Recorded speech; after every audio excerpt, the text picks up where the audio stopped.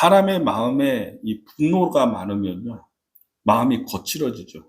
그래서 행동이 거칠어지고 여러 곳에서 그냥 사람은 자기의 생각과 마음의 감정을 담아놓고 이게 담겨져 있으면 그게 언젠가는 나오게 돼 있어요. 어떤 형태로 또 어떤 말로서나 사람들과의 사이에서나 이게 내 안에 있는 슬픔, 아픔, 원한, 불평, 불만, 원통함, 이것은 나타나게 되는 거예요. 표출되게 되는 것이죠. 그래서 막 화를 내기도 하고요. 내가 누구와 막 싸우기도 하고요. 이런 일들이 있죠. 근데 우리 그리스도인들은 어떻게 해야 될까? 이런 생각을 하면서 지난주에도 말씀을 나눴고 오늘도 관련된 말씀을 같이 나누고자 합니다. 오늘 덕장이 되는 길이라고 하는 제목으로 말씀을 전하는데 이게 도대체 무슨 뜻일까? 덕장이 되는 길. 이런 일이 있었어요.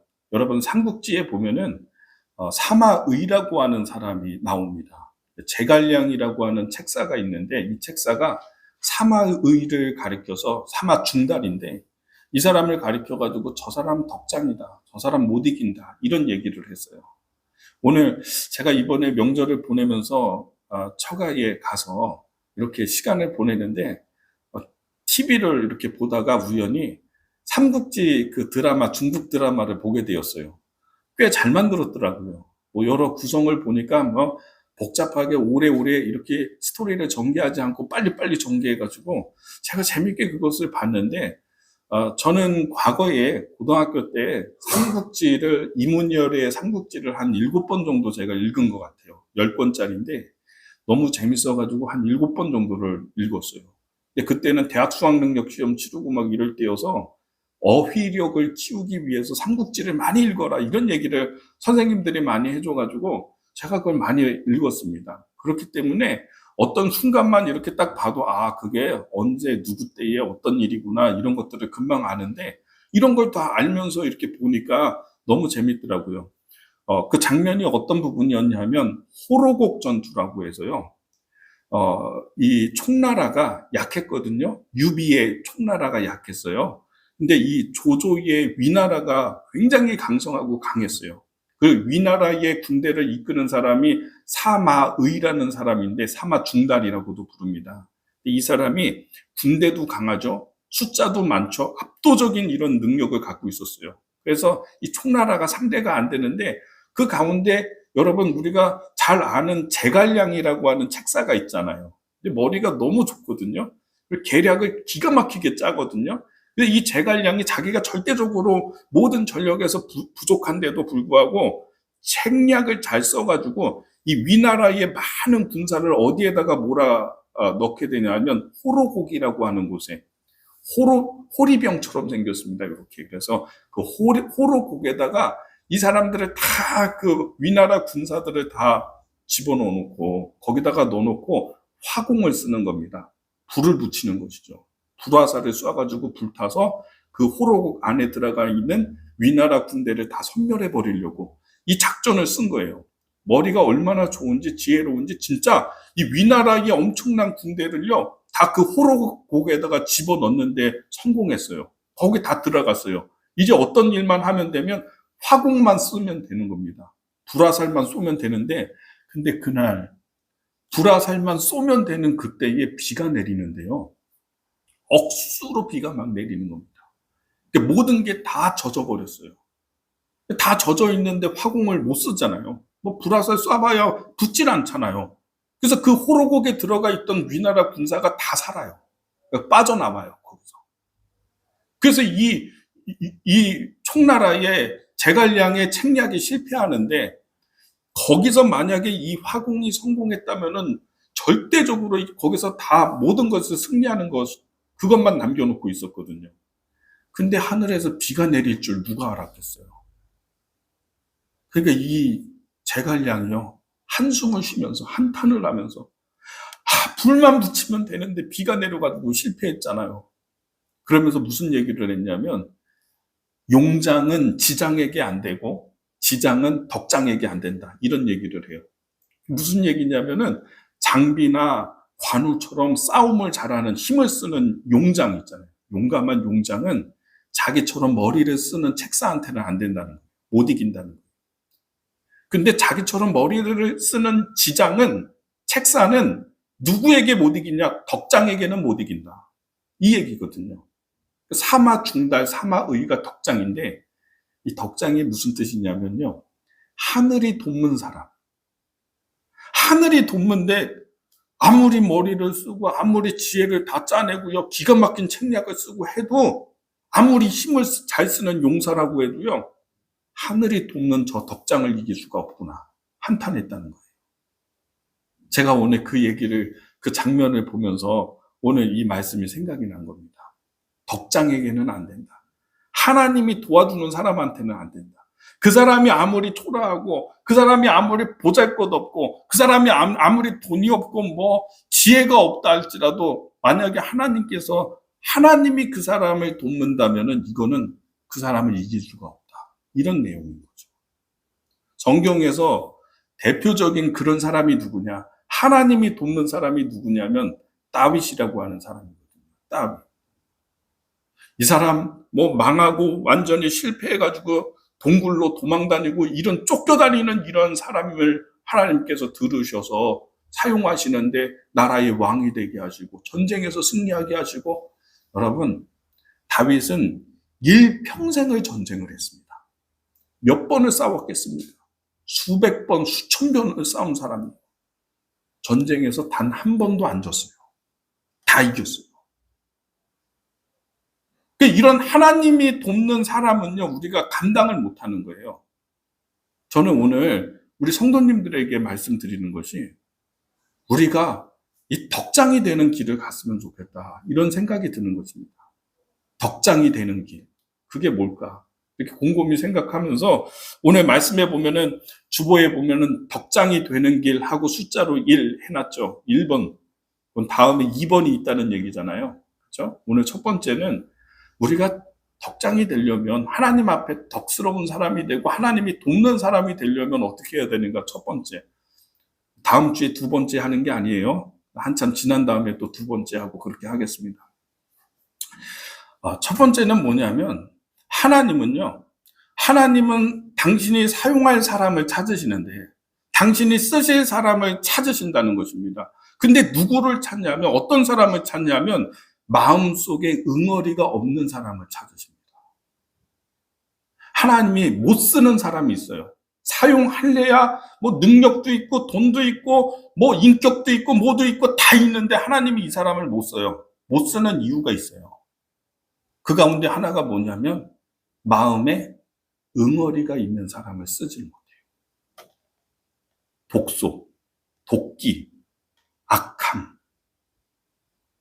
그래서 우리가 하나님 앞에 쓰임을 받으려고 한다면, 내가 덕장이 되고자 한다고 한다면, 내 안에 있는 이런 응어리와 원한과 분노와 슬픔과 이런 것들, 찌꺼기 같은 것들, 독소, 이런 것들을 빼내야 되는 것입니다. 마음에 원한이 있는 사람을 하나님이 쓰면 어떻게 되겠습니까? 여러분, 히틀러 아시죠? 독일의 히틀러. 유대인 60만 명 학살한 사람.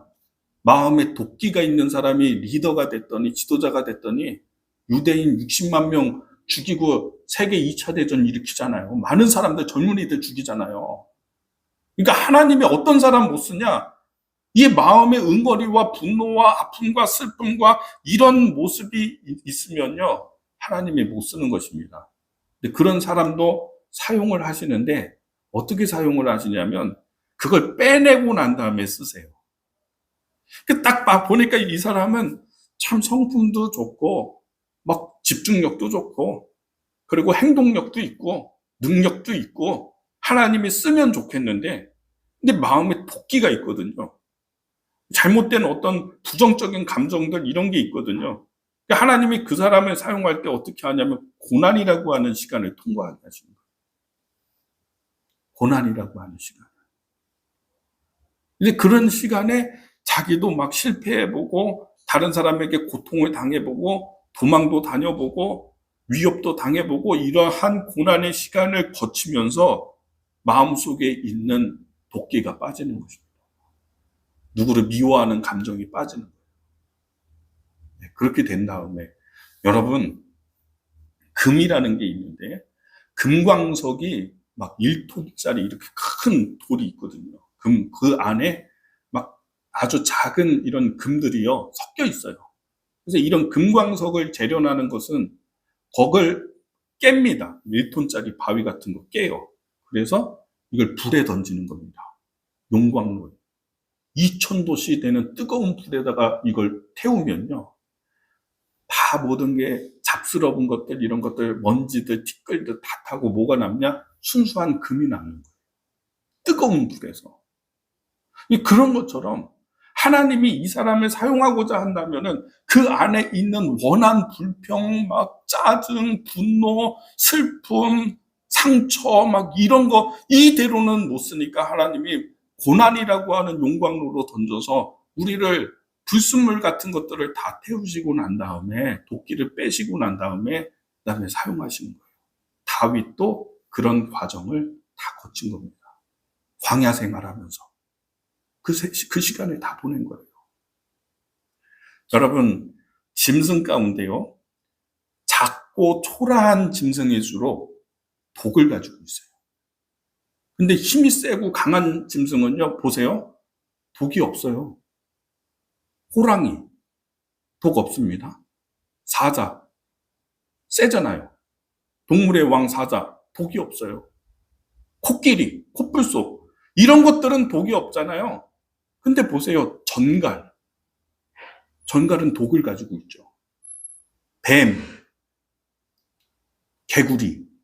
우리나라는 개구리 독이 없지만 브라질에 있는 어떤 그 개구리는요, 독개구리가 있어서 자기를 공격하려고 하면 독샘을 쫙 뿌려요. 마비시켜요, 상대를. 죽여요. 그 독이 하도 강해서 죽어요. 작고 초라할수록 독을 갖고 있어요. 근데 크면요, 독이 없어요. 인격적으로도 큰 사람에게는 독이 없어요. 근데 이게 작으면요, 자기를 보호하기 위해서 이 독을 가지고 있어요. 근데 이게 있으면 하나님이 그 사람을 사용하지 못해요. 덕스럽게, 아름답게 그의 인생을 아름답게 이끌어가지 못하시니까 때로는 고난이라고 하는 시간을 통과하게 하시면서 도끼를 다 빼시는 거예요. 자, 오늘 말씀을 좀 읽어보겠습니다. 이제 다윗이 58장에서, 시편 58장에서, 자, 6절의 말씀 같이 한번 6절 성경을 보십시오. 오늘 잠깐 나가셨는데 6절 보겠습니다. 읽어보겠습니다. 시작. 하나님이여 그들의 입에서 이를 꺾으소서. 여호와여 젊은 사자의 어금니를 꺾으소서. 7절. 그들이 급히 흐르는 물같이 사라지게 하시며 겨누는 화살이 꺾임 같게 하시며. 저를 보십시오.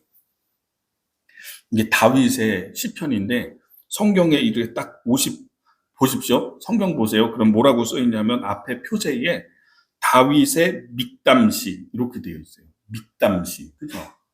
이 믹담이라고 하는 게 무슨 얘기냐면, 믹담이라는 말은요, 색이다 이런 뜻이에요. 히브리어로.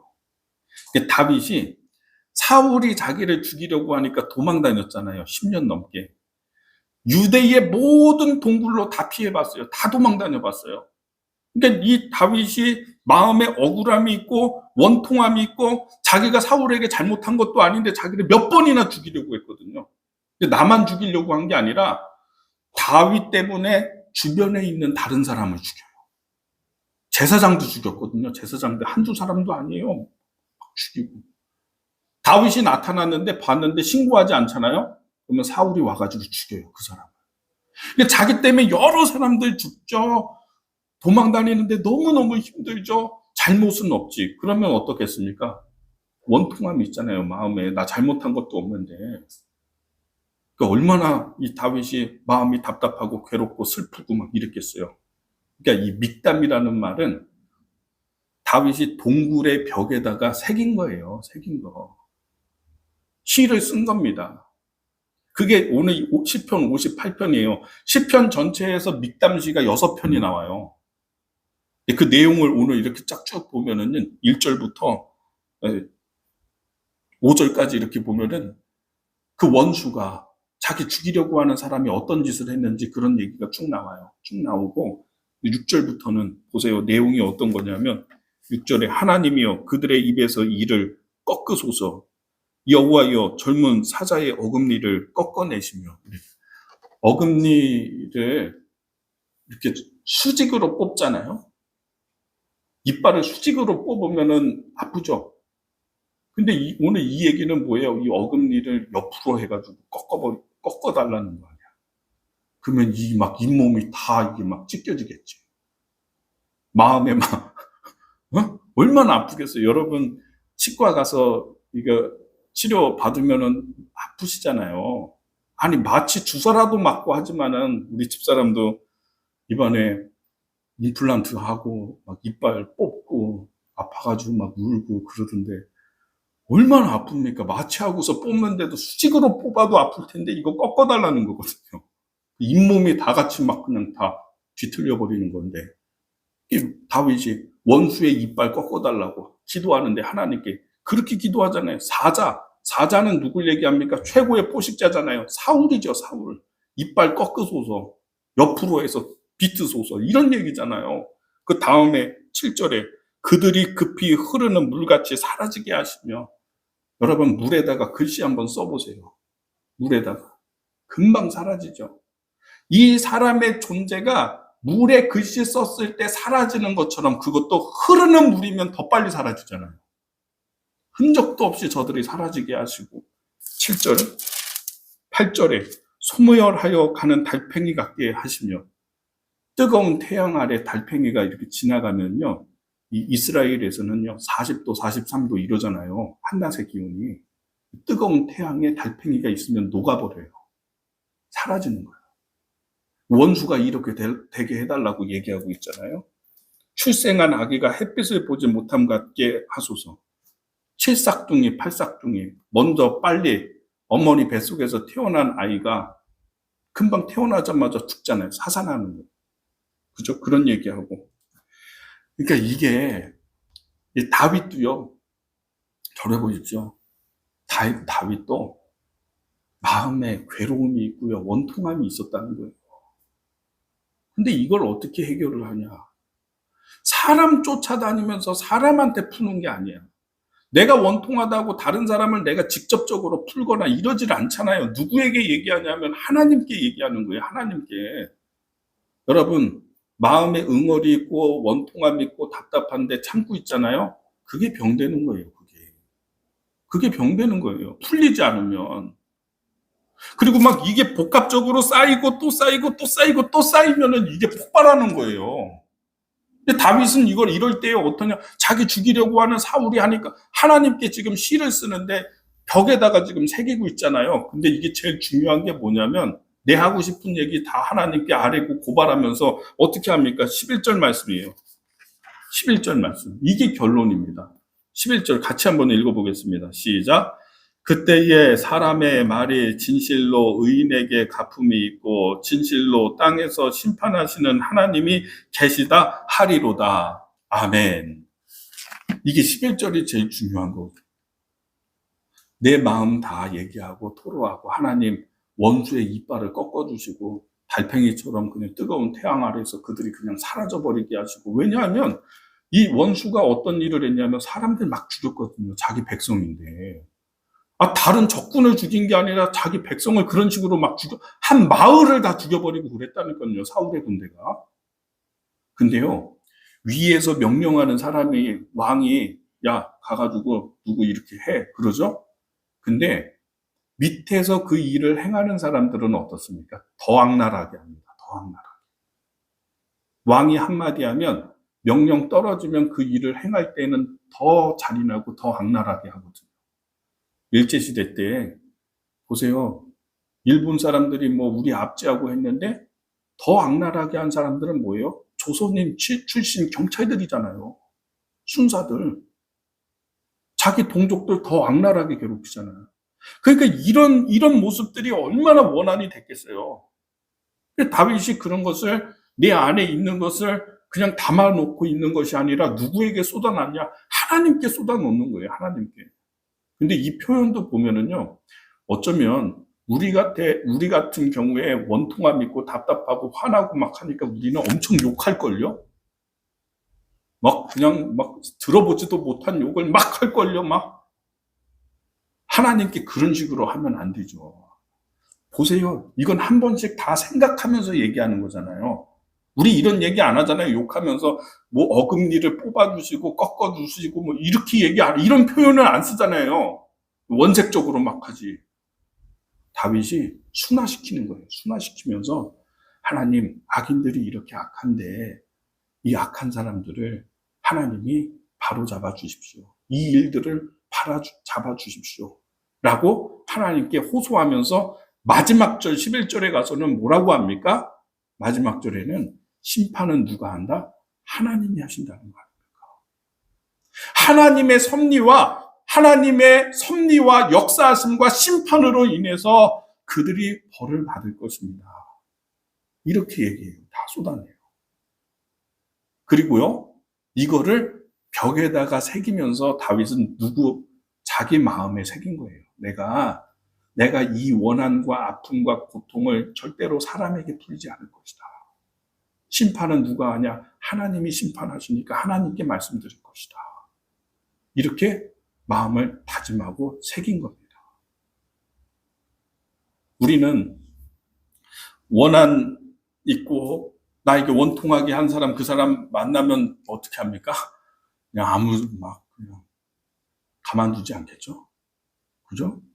근데 이런 기도를 하고요. 시편 56편이 있고요. 이런 기도를 하고 얼마 지나지 않아서 사울을 죽일 수 있는 절호의 기회가 2번이나 와요. 아둘람 굴에 숨어 있는데 사울이 다윗 나타났다고 다윗 죽이려고 3,000명 군대 끌고 왔다가 화장실 가고 싶으니까요. 급하니까 굴에 들어갔거든요. 혼자. 그래서 무기 다 옆에다 내려놓고 볼일 보잖아요. 그 뒤에 누가 있었냐면 다윗과 다윗의 군사가 숨어 있었어요. 뒤에. 절호의 기회죠. 다윗은 조금 전까지 어떤 기도했냐면 얼마 전까지 원수의 이빨 꺾어달라고 막 이런 기도했어요. 사라지게 해달라고. 그러면 다윗이 당장 칼을 들어서 그 자리에서 치면 끝나죠. 그죠? 너무 좋잖아. 너무 좋은 기회잖아요. 다윗이 어떻게 합니까? 사울의 옷자락만 조용히 가가지고 살짝 대가지고요. 사울이 이제 나가죠. 사울의 군대가 저기 있을 때에 다윗이 얘기합니다. 성경 말씀 한번 넘겨주세요. 사무엘상 말씀에 24장 11절 말씀에 자 읽어보겠습니다. 자 시작. 내 아버지여 보소서 내 손에 있는 왕의 옷자락을 보소서 내가 왕을 죽이지 아니하고 겉옷자락만 베었은즉 내 손에 악이나 죄가가 없는 줄을 오늘 아실지니이다. 왕은 내 생명을 찾아 해하려 하시나 나는 왕에게 범죄한 일이 없나이다. 저 멀리 서서요 다윗이 옷자락 보여주면서 내가 당신을 죽이려고 하면 얼마든지 죽일 수 있었습니다. 그러나 나는 당신을 죽이지 않습니다. 다윗이 사울을 왜 안 죽였는지 아십니까? 하나님 때문에 안 했어요. 저 사울이 악하다 할지라도 하나님이 기름 부어서 세우신 사람인데 내가 그 사람을 죽인다면 하나님의 인명권에 해가 될 테니까 상처 입을 테니까 하나님이 내가 안 죽인다 하고 안 죽인 거예요. 아니 조금 전까지만 이빨 꺾어달라고 했잖아요.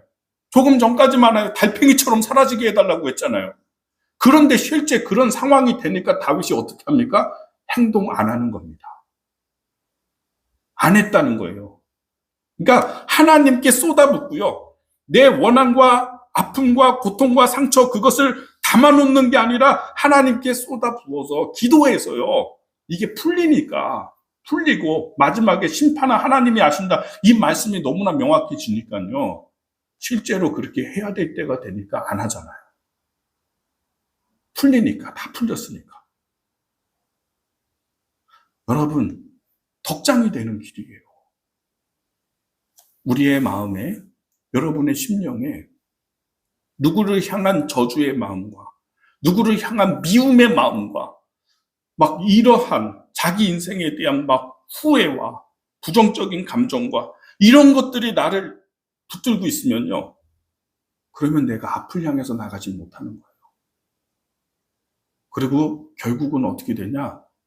이런 일로 분노와 이런 것으로 인해서 자기 주변의 사람들이 다 사라져요. 그래서 저는 오늘 우리 성도님들에게 하나님께 다윗과 같이 하나님 안에서 이게 풀어져야 되는 것이고요. 해소가 되어야 돼요. 심판은 누가 하냐? 하나님이 하신다. 11절 말씀에 다윗이 정확하게 얘기하잖아요. 하나님께 심판이 있다. 하나님이 때가 되면은 하나님이 다 이루신다. 이것을 다윗은 분명히 믿고 있었던 것입니다. 여러분, 살면서 어떤 걸 조심해야 되냐면 혀를 조심해야 됩니다. 입술을 조심해야 돼요. 말을 조심해야 돼요. 다음 성경 말씀 한번 주십시오. 같이 한번 야고보서 3장 6절 말씀인데요. 자, 우리 한번 말씀을 읽어보겠습니다. 시작. 혀는 곧 불이요 불의 세계라. 혀는 우리의 지체 중에서 온몸을 더럽히고 삶의 수레바퀴를 불사르나니 그 사르는 것이 지옥불에서 나느니라. 아멘. 야고보서의 말씀 정확하게 얘기하고 있어요. 우리 이런 원한, 아픔, 고통, 상처 이런 게 있으면요. 자꾸 우리의 입을 통해서 자꾸 나오게 되거든요. 막 화를 내고 상처가 되는 말을 막 하고 막 이러거든요. 근데 이게 안 좋은 거예요.